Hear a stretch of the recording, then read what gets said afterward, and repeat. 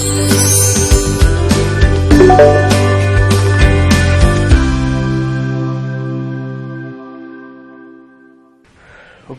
तो अभी हम थोड़ा सा यूनिट्स को और एनालाइज करेंगे, उसके बाद हम डायमेंशनल एनालिसिस पे पहुंचेंगे। देखिए, अब आता है topic conversion of units. Conversion of units, ठीक है।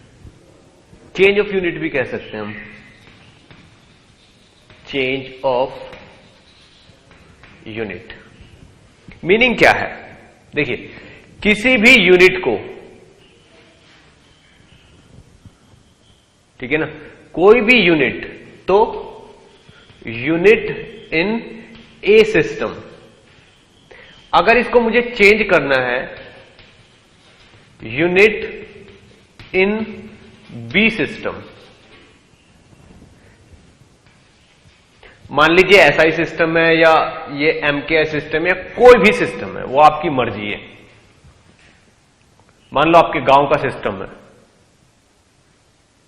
कुछ भी, आपने कुछ भी नाम दे दिया, हाथ, 1 मीटर इज इक्वल टू कितने हाथ, कितने हैंड्स, इसको आप बोल रहे हो palm, 1 metre is equal to कितने palm, that is your village system, और या आपके नाम से कोई भी सिस्टम जनरेट हो सकता है। तो किसी एक सिस्टम की यूनिट को दूसरे सिस्टम की यूनिट में कन्वर्ट करने के लिए we need a conversion factor.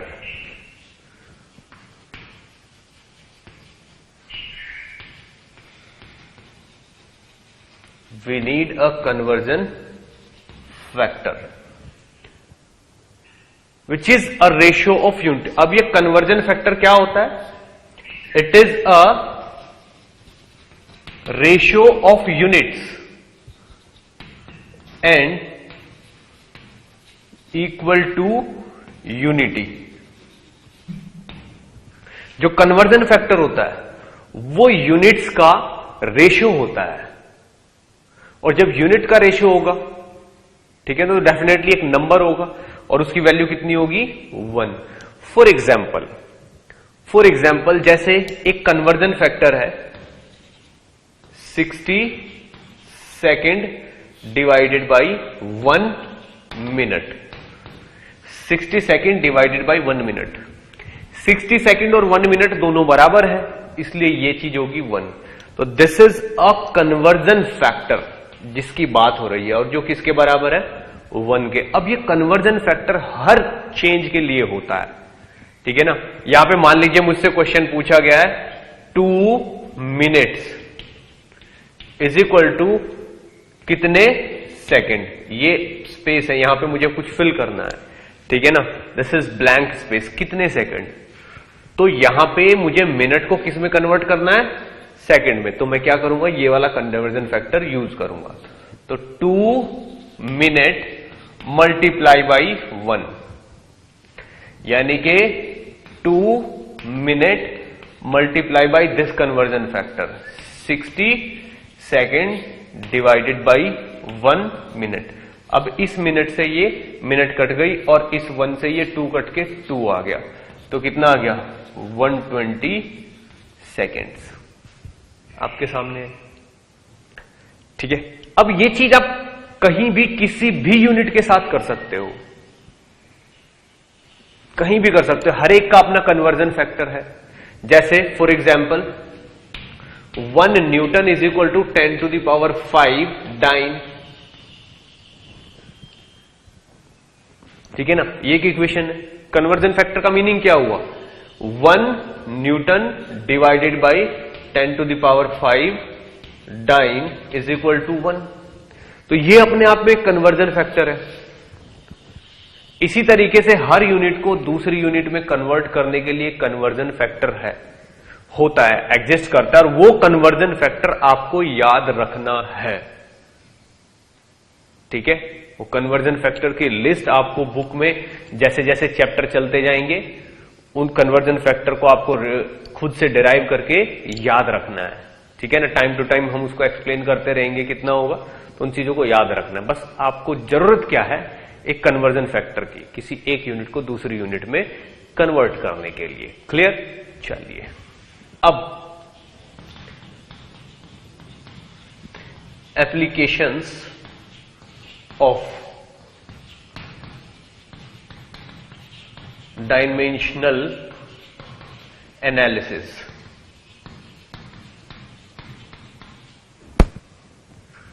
Dimensional analysis के क्या क्या एप्लीकेशन हो सकते हैं, ठीक है, यानी कि आपका डायमेंशनल एनालिसिस किस किस काम आता है।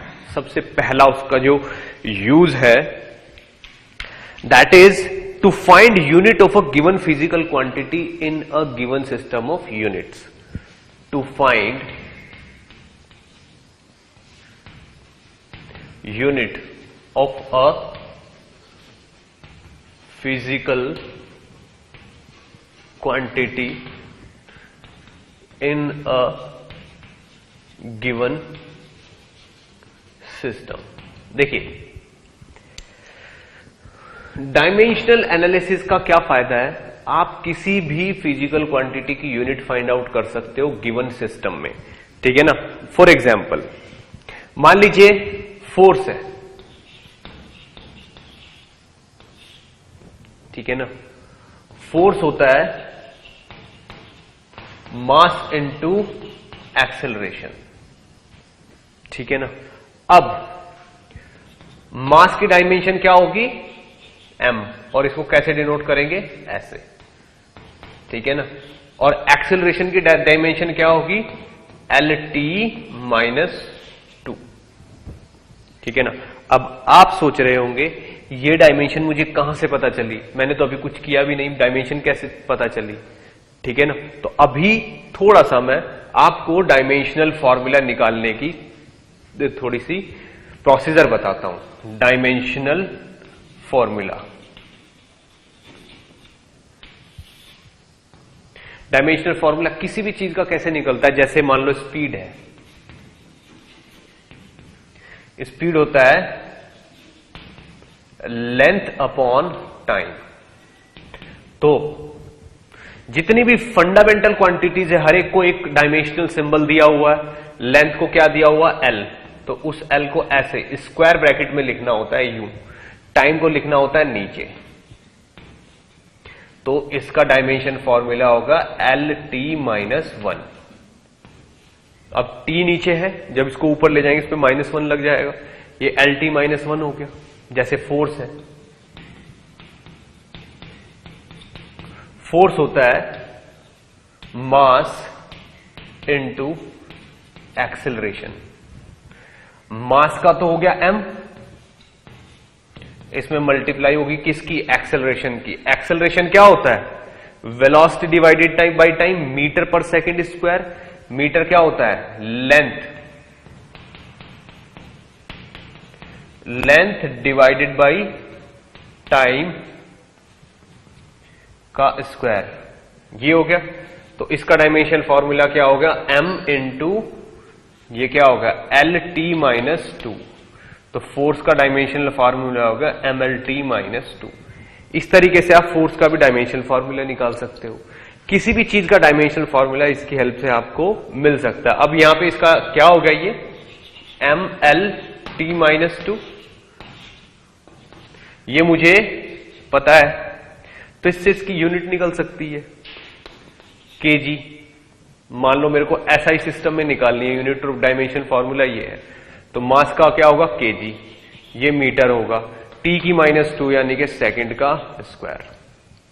आप चाहो तो CGS में भी निकाल सकते हो, मान लो CGS में निकालना है, तो CGS में क्या होगा, मास का क्या है ग्राम, लेंथ का क्या है सेंटीमीटर, टाइम का वही होता है सेकंड का स्क्वायर। ये CGS में निकल गया। इसी को देख के आप FPS में भी निकाल सकते हो, किसी भी सिस्टम में आप डायमेंशनल फॉर्मूला को देख के यूनिट निकाल सकते हो। यानी कि अगर हमें किसी चीज का डायमेंशनल फॉर्मूला पता है, दैट मीन्स उसकी यूनिट भी हमको किसी भी सिस्टम में पता रहती है। इसको नोट करिए अच्छे से, फिर हम थोड़ा और आगे बढ़ते हैं। ओके, तो अभी आपको इस एप्लीकेशन से पता चल गया होगा कि हमें पहले डायमेंशनल फॉर्मूला निकालने में भी एक्सपर्ट होना है, ठीक है। तो आपको हर चीज का डायमेंशनल फॉर्मूला आना चाहिए। 90% फॉर्मूलेज ऐसा है वो आपको याद रखने हैं, और 10% फॉर्मूला ऐसे हैं उनको आप याद नहीं रख सकते, आप भूल ही जाओगे, इसलिए उनको फाइंड आउट करना आना चाहिए। उनका बेसिक फार्मूला आपको याद होना चाहिए, जिनमें से कुछ फार्मूले ऐसे हैं जिनको मैं एक एक करके यहां पे एक्सप्लेन करूंगा, ठीक है, आपको बता भी दूंगा। मान लीजिए मुझे फाइंड आउट करना है पावर का डायमेंशन, पावर का डायमेंशनल फार्मूला मुझे फाइंड आउट करना है, ठीक है। तो मुझे इसका बेसिक फार्मूला याद होना चाहिए। इसका basic formula work upon time. Work क्या होता है? वर्क होता है फोर्स इनटू डिस्प्लेसमेंट या डिस्टेंस, कुछ भी कह सकते हो। Force into some length divided by time, ठीक है। अब या तो मुझे फोर्स का डायमेंशनल फॉर्मूला पता हो, जैसा कि मुझे मान लो फोर्स का डायमेंशनल फॉर्मूला पता है mLT-2, ये हो गया। इसी तरीके से लेंथ का हो गया L और टाइम का हो गया T, तो ये कितना हो गया mL²T-3, ये पावर का डायमेंशनल फॉर्मूला हो गया, ठीक है ना। आप किसी भी चीज का डायमेंशनल फॉर्मूला इसी तरीके से निकाल सकते हैं। कुछ छोटे छोटे डायमेंशनल फॉर्मूलेज ऐसे हैं जो आपको याद रखने हैं, जैसे स्पीड हुआ, एक्सेलरेशन हुआ, फॉर एग्जाम्पल मोमेंटम। मोमेंटम क्या होता है? P = m/v। m का क्या होता है? m का डायमेंशनल फॉर्मूला m ही होता है, v का होता है LT-1, तो इसका डायमेंशनल फॉर्मूला होगा mLT-1, सब कैपिटल में होगा, ठीक है, क्लियर। अब मान लीजिए एंगुलर वेलोसिटी,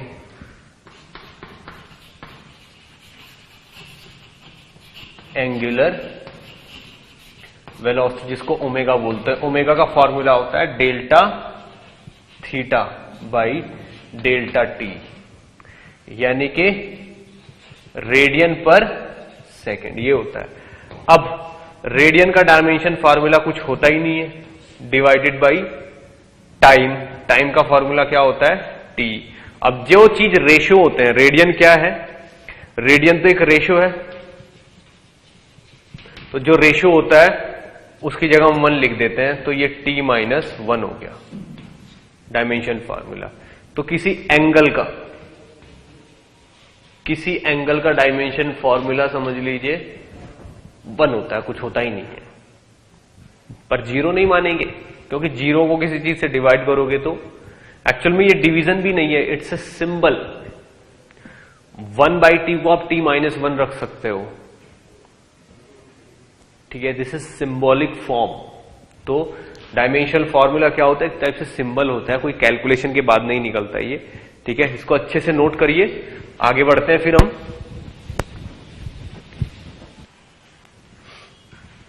ओके, तो इस तरीके से हम डायमेंशन फॉर्मूला हर चीज का निकाल सकते हैं, किसी भी चीज। मान लो सरफेस टेंशन है कोई चीज,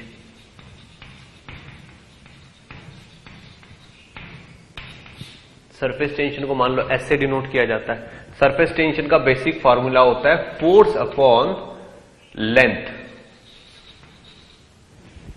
आप एक चीज और सोचिए, ये जो कुछ क्वांटिटीज मैं अभी एक्सप्लेन कर रहा हूं या कि ये जरूरी नहीं है ये आपको पता हो, ये तो हम फिजिक्स में चैप्टर वाइज आगे बढ़ते जाएंगे और इन यूनिट्स का इंट्रोडक्शन आपसे होता रहेगा। हर चैप्टर में नई यूनिट्स आएंगी, नए फॉर्मूले आएंगे, तो हर एक में आपको डायमेंशन निकालने का मौका मिलेगा। इसलिए ये चीज अगर आपको नहीं पता है तो इसमें टेंशन लेने वाली कोई बात है नहीं। इसीलिए डायमेंशनल फॉर्मूला वाला चैप्टर कभी कभी स्टार्टिंग में नहीं पढ़ाते हैं लोग बाग, चैप्टर के साथ साथ थोड़ा थोड़ा इंट्रोडक्शन देते रहते हैं। तो मेरा पर्पज यहां पे ये है कि आपको एक बार डायमेंशनल फॉर्मूला निकालना आ जाए, फिर तो जिस चैप्टर में जो फॉर्मूला आएगा उसकी डायमेंशन उसी जगह बताई जाएगी। फोर्स अपॉन लेंथ यानी कि mLT-2 और डिवाइडेड बाई L यानी कि MT-2, ये सरफेस टेंशन की डायमेंशन हो गई। फॉर एग्जाम्पल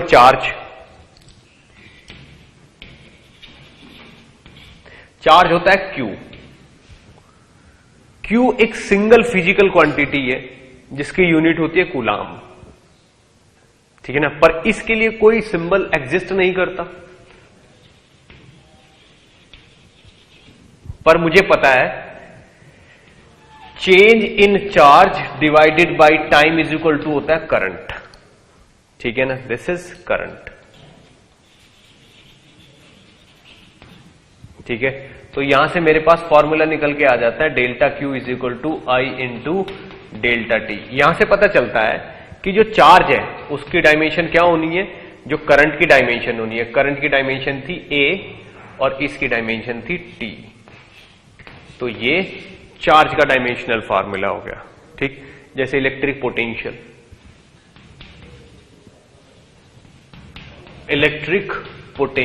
इलेक्ट्रिक पोटेंशियल का फॉर्मूला था work done per unit charge.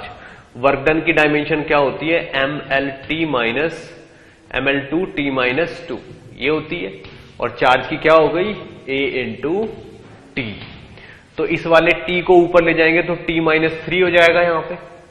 यहां पे l का स्क्वायर ही रहेगा, m एज इट इज रहेगा, और a की पावर -1 हो जाएगी। ये इलेक्ट्रिक पोटेंशियल बोलते हैं, इसको V से डिनोट करते हैं। इसकी डायमेंशन ये हो जाएगी। ऐसे ही हर चीज की डायमेंशन है। ठीक है ना, हर चीज की डायमेंशन होगी। आप किसी भी चीज का डायमेंशनल फॉर्मूला निकाल सकते हो। ठीक है, कुछ डायमेंशन फॉर्मूलाज ऐसे हैं जो आपको टाइम आने पे बताए जाएंगे, क्योंकि उनके बारे में अगर मैं एक्सप्लेन करूं तो आपको जब फॉर्मूला नहीं पता, क्वांटिटी नहीं पता, तो डायमेंशनल फॉर्मूला अगर मैं बता भी दूंगा आपको तो याद नहीं रहेगा, क्योंकि चीजें वही याद रह पाती हैं जिनके बारे में हमें थोड़ी बहुत नॉलेज होती है।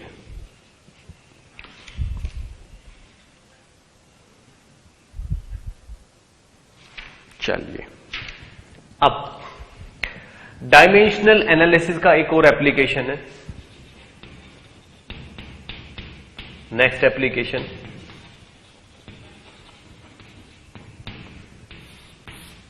क्या है ये, to check the dimensional correctness,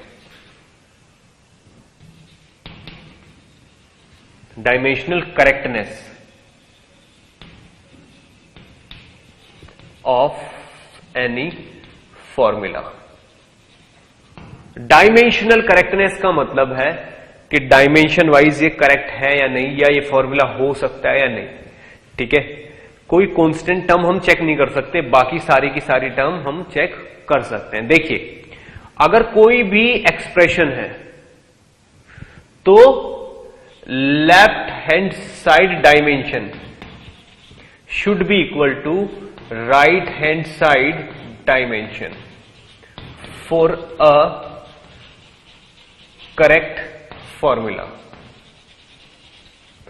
ठीक है, ये चीज होती है। लेफ्ट हैंड साइड की जो डायमेंशन है वो राइट हैंड साइड की डायमेंशन के बराबर होनी चाहिए दुनिया के हर फॉर्मूले के लिए। ठीक है, कोई भी रिलेशन, फॉर एनी रिलेशन। ठीक है ना, फॉर एग्जाम्पल मान लीजिए कोई पेंडुलम है, example for a pendulum, time period is equal to 2 pi under root L upon G, ये है। तो अगर ये फॉर्मूला सही है तो डेफिनेटली राइट हैंड साइड की डायमेंशन और लेफ्ट हैंड साइड की डायमेंशन सेम होंगी। तो राइट हैंड साइड की डायमेंशन यहां पे क्या हुई, time period, right hand side ये हो। राइट हैंड साइड की डायमेंशन देखते हैं क्या हुई, लेफ्ट हैंड साइड की तो मुझे पता है, राइट हैंड साइड की डायमेंशन ये निकालनी है, तो इसकी डायमेंशन तो कुछ होती नहीं है, 1 होती है। इसकी डायमेंशन क्या होगी, L की तो L ही होगी, G की होगी L t-2 और इन सब की पावर 1/2। ठीक है, तो ये क्या हो गया, T की देखिए L से L कट गया, T की -1 आ गई पावर। ठीक है,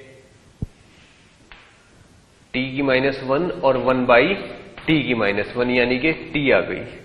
तो ये अपने आप ही देखिए किसके बराबर आ गई, लेफ्ट हैंड साइड डायमेंशन के बराबर आ गई। That mean this formula is dimensionally correct. क्योंकि जो ये वाली चीज है टाइम पीरियड तो टाइम ही होगा ना, तो इसकी डायमेंशन क्या होगी, टाइम। तो इधर की डायमेंशन और इधर की डायमेंशन दोनों बिल्कुल सेम है, इसलिए ये फॉर्मूला डायमेंशनली करेक्ट है। ठीक, इसको अच्छे से नोट करिए, फिर हम और आगे बढ़ते हैं। ओके, चलिए इसका जो ये वाला एप्लीकेशन है, नेक्स्ट वाला इसका मैं एक एग्जांपल और ले लेता हूं। देखिए चेक कैसे करते हैं। किसी ने कहा है frequency is equal to 1/2L √F/μ। Check करना है कि ये फॉर्मूला डायमेंशनली करेक्ट है कि नहीं है। F क्या है यहां पे? फोर्स। म्यू क्या है? मास पर यूनिट लेंथ। L क्या है यहां पे? लेंथ। और F क्या है यहां पे? फ्रीक्वेंसी। ठीक है ना? F क्या है यहां पे? फ्रीक्वेंसी। मुझे चेक करना है कि ये फॉर्मूला सही है या नहीं। ठीक, तो मेरे पास क्या टूल है? Left hand side limit, left hand side dimension should be equal to right hand side dimension के। ठीक है, चलो बताइए लेफ्ट हैंड साइड डायमेंशन क्या है? फ्रीक्वेंसी। फ्रीक्वेंसी होती है 1/टाइम। तो फ्रीक्वेंसी की जो डायमेंशन होगी T-1। ठीक है, तो यहां पे डायमेंशन होगी T-1। अगर लेफ्ट हैंड साइड की डायमेंशन T-1 है तो राइट हैंड साइड की भी कितनी आनी चाहिए? T-1। चलिए देखते हैं। तो अब हम लग जाते हैं राइट हैंड साइड की डायमेंशन को फाइंड आउट करने में। तो फॉर्मूला क्या है? 1/2L √F/μ। तो 1 लेंथ और फोर्स ओवर मास पर यूनिट लेंथ की पावर 1/2 ये है। तो 1 लेंथ यानी कि 1/L ब्रैकेट में फोर्स की क्या होगी? MLT-2 divided by mass per unit length M/L। ये वाला L ऊपर चला जाएगा। ठीक है, और इसकी पावर कितनी है? 1/2। तो 1/L इंटू M, ये L ऊपर चला जाएगा, L का स्क्वायर T-2। और इस वाले M से ये वाला M कैंसिल हो जाएगा और रेज टू द पावर 1/2। तो ये M यहां पे आएगा ही नहीं। M से तो M कैंसिल हो गया। आप देखिए ये क्या हो गया? 1/L और ये L की पावर 1 और T-1 ये आ गई। तो इस वाले L से वाला L कैंसिल, आंसर आ गया T-1। डायमेंशनली करेक्ट फॉर्मूला है ये फॉर्मूला डायमेंशनली करेक्ट है। अगर ये डायमेंशनली करेक्ट नहीं होता तो ये वाली लिमिट यहां पे left hand side, sorry dimension limit नहीं, लेफ्ट हैंड साइड डायमेंशन के बराबर आ जाती। अगर ये इनकरेक्ट होता तो ये वाली चीज एग्जैक्टली वो चीज नहीं आती।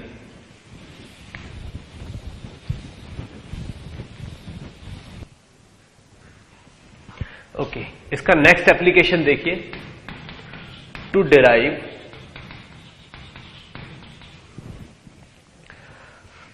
अ physical relation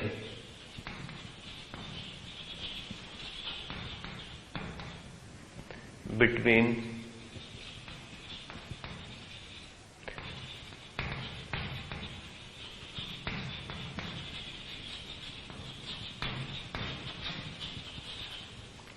different physical quantities.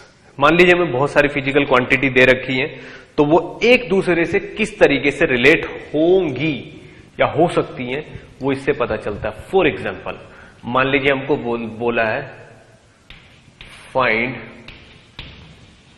Relation between mass, energy and speed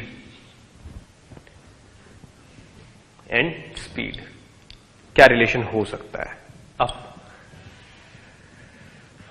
energy, मास और स्पीड, और उसने ये भी बोला है कि जो यहां पे एनर्जी है वो इस तरफ होनी चाहिए और वो मास एंड स्पीड से क्या रिलेशन रखेगी, मतलब energy should be a function of mass and speed. देखिए कोई रिलेशन क्या होता है, कोई क्वांटिटी राइट हैंड साइड में होनी चाहिए और कोई बची हुई क्वांटिटी लेफ्ट हैंड साइड में होनी चाहिए। तो यहां पे एनर्जी को बोला है as a function of mass and speed, क्या रिलेशन होना चाहिए। चलिए इस चीज को हम कर सकते हैं डायमेंशनल एनालिसिस से। तरीका क्या होता है, इधर की डायमेंशन लिख लो mL2T-2, ये एनर्जी की डायमेंशन हो गई। इधर मास आना है और स्पीड आनी है, ठीक है ना। मान लो मास की पावर A आएगी और स्पीड की पावर B आएगी, रिलेशन में तो यही होता है। अब इनकी डायमेंशन लिख लो,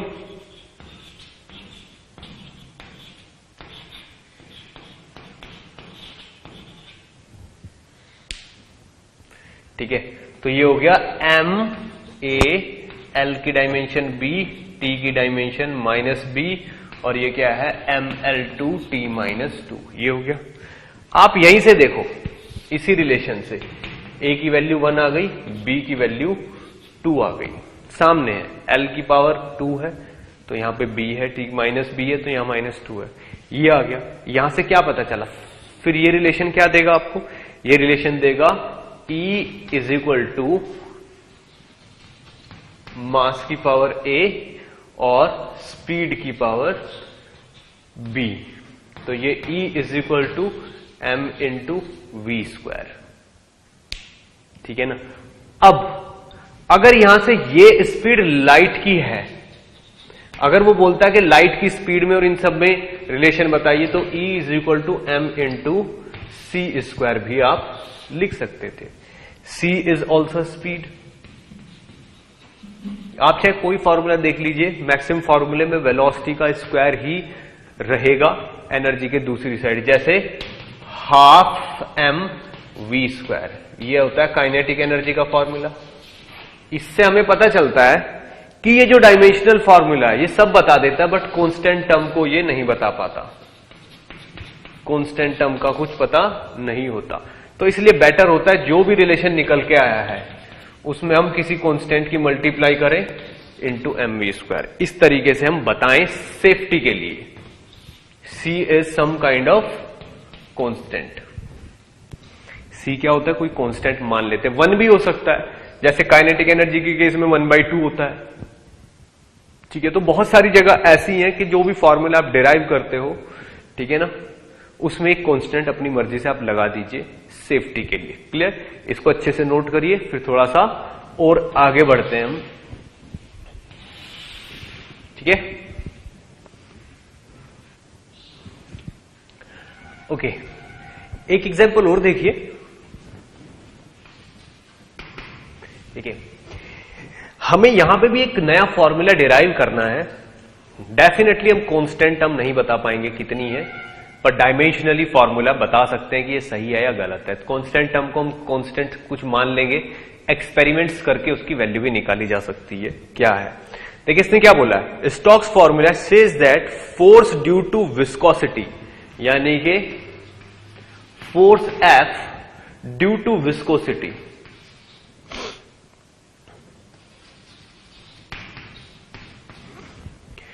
acting on a sphere of radius r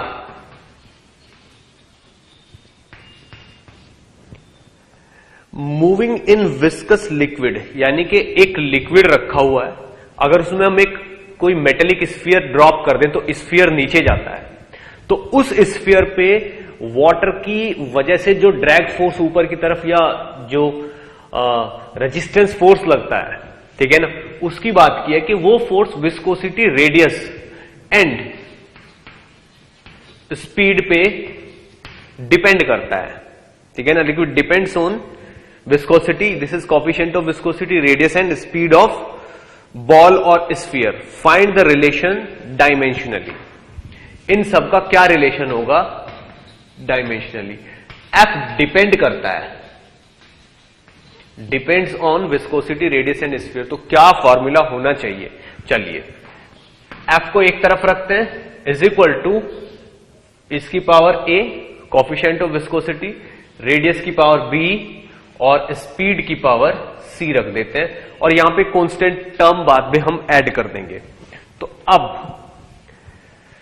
सबकी डायमेंशन लिख लीजिए। एफ की डायमेंशन क्या होगी, M L T minus 2 is equal to, अब कोफिशिएंट ऑफ विस्कोसिटी, इसकी डायमेंशन मुझे पता होनी चाहिए। पता कहां से होगी, जब मैं सरफेस टेंशन वाला चैप्टर पढ़ूंगा, विस्कोसिटी पढ़ूंगा, विस्कोसिटी पढ़ने के बाद उसका यूनिट पता चलेगी मुझे, उस यूनिट को लेके मैं डायमेंशनल फॉर्मूला फाइंड आउट करूंगा, तब मुझे इसका डायमेंशन फॉर्मूला पता चलेगा। तो फिलहाल हमारे पास क्या सॉल्यूशन है, हमें याद रखना पड़ेगा। तो विस्कोसिटी का डायमेंशन फॉर्मूला होता है M L minus 1 T minus 1, ठीक है। तो इसकी पावर क्या लिखूं, ए, ठीक है। अब radius, radius is length, length की पावर बी, ठीक है ना। वेलोसिटी इज या speed is L T minus 1, इसकी पावर सी रख देते हैं। तो यहां पे आप देखिए m की पावर तो यहां पे a आ जाती है और l की पावर क्या आती है, माइनस a। देखो -1 है, a की मल्टीप्लाई होगी माइनस a, यहां पे l की पावर b है तो प्लस का b, यहां पे l की पावर c है तो प्लस c। t की डायमेंशन क्या बनेगी, t की डायमेंशन -1 तो यहां से बन रही है और माइनस c यहां से बन रही है, माइनस a और माइनस c, ये हो गया t की पावर, ठीक। अब इनको कंपेयर कर दीजिए, तो a की वैल्यू तो यहां पे ऑटोमेटिकली 1 आ गई, बिना कुछ किए सॉल्व हो गया। a प्लस c, क्योंकि t की पावर कितनी है, माइनस a माइनस c, तो यहां पे a प्लस c की वैल्यू कितनी आ गई, -2, माइनस a प्लस c की तो ये वैल्यू आ गई 2। तो यहां से मुझे पता चल गया c की वैल्यू भी यहां पे 1 है, ठीक है। अब minus a plus B plus C, यहां पे माइनस a प्लस बी और प्लस सी, इसकी वैल्यू 1 आ रही है और a और c दोनों की वैल्यू 1 है, a और c से कट गया तो यहां से b की वैल्यू भी 1 आ गई, तो b की वैल्यू भी 1, c की वैल्यू 1, a की वैल्यू भी 1। तो ये वाला जो फॉर्मूला बनता है, ये बनता है force is equal to some constant c into eta R V, ठीक है। यही सही आंसर भी है। इस तरीके से हम बहुत सारे फॉर्मूले डिराइव कर सकते हैं, ठीक है। एक छोटा सा हिंट और दे देता हूं मैं आपको डायमेंशन की हेल्प से फॉर्मूला फाइंड आउट करने के लिए, ठीक है। देखिए क्या होगा, time period depends on length and gravity, ठीक है। तो इधर की डायमेंशन क्या है, t, length and g, length की पावर a और g is acceleration, gravitational acceleration, इसकी पावर b। तो यहां पे l की पावर a हो गया और यहां पे l t माइनस 2 की पावर b हो गया। तो यहां पे l की पावर कितना हो गया, a प्लस b और t की power minus 2b is equal to t की पावर 1। t की पावर 1 को हम l की पावर 0 भी तो लिख सकते हैं। यहां पे देखिए l की पावर 0 लिखेंगे तो a प्लस b की वैल्यू तो 0 आ जाएगी और माइनस 2b की वैल्यू आ जाएगी 1। तो यहां से b की वैल्यू आ जाएगी माइनस का 1/2। तो अगर ये वाली वैल्यू अब हम इसमें पुट करेंगे, इस वाली इक्वेशन में, तो यहां से a की वैल्यू आ जाएगी माइनस प्लस 1/2, ये दो चीजें आ जाएंगी। अब आप ये देखो, अगर ये चीज इस फॉर्मूले में डाली जाए यहां पे इन दोनों से, तो l की पावर 1/2 इंटू t की पावर माइनस 1/2 ये हो गया, यानी कि l अपॉन b की पावर t, एक्सेलरेशन है ना ये एक्सेलरेशन, तो a और ये अंडर रूट ये आ गया, यानी कि under root l upon g बन गया। यानी कि जो टाइम है, टाइम पीरियड है, that is under root l upon g, और यहां पे हम कोई कांस्टेंट लगा देते हैं c is some kind of constant. इस तरीके से एक फॉर्मूला और डिराइव कर सकते हैं। क्लियर? इस तरीके से आप डायमेंशन एनालिसिस की हेल्प से कोई फॉर्मूला डिराइव कर सकते हो। नोट करिए इसको अच्छे से।